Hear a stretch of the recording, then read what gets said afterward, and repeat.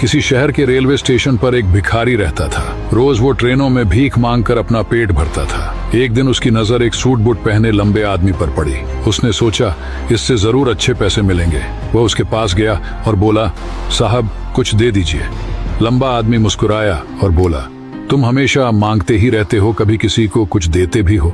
भिखारी शर्मा गया, साहब मैं तो भिखारी हूँ, देने के लिए मेरे पास क्या है?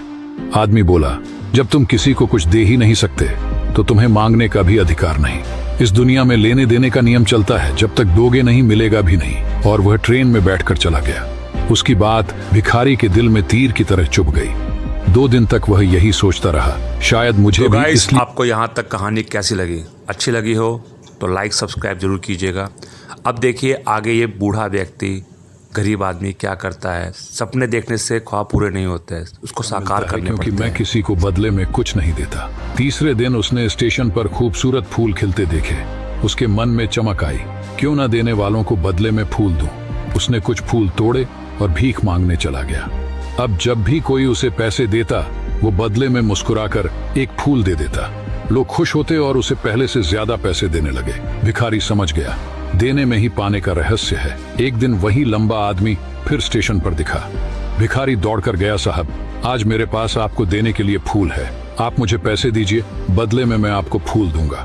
आदमी मुस्कुराया, वाह अब तुम भी एक व्यापारी बन गए। भिखारी की सोच बदल चुकी थी। अगले दिन से वह स्टेशन पर नहीं दिखा।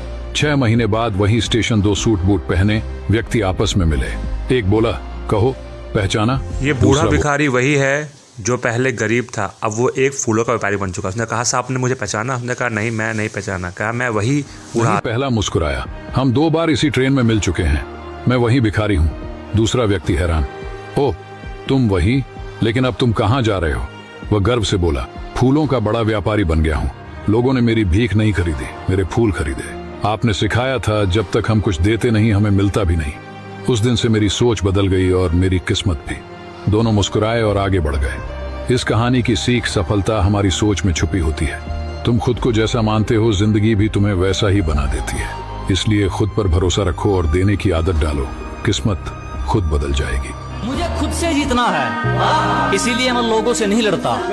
अजी मुझे खुद से जीतना है, इसीलिए मैं लोगों से नहीं लड़ता। मेरा एटीट्यूड, मेरा कॉन्फिडेंस है।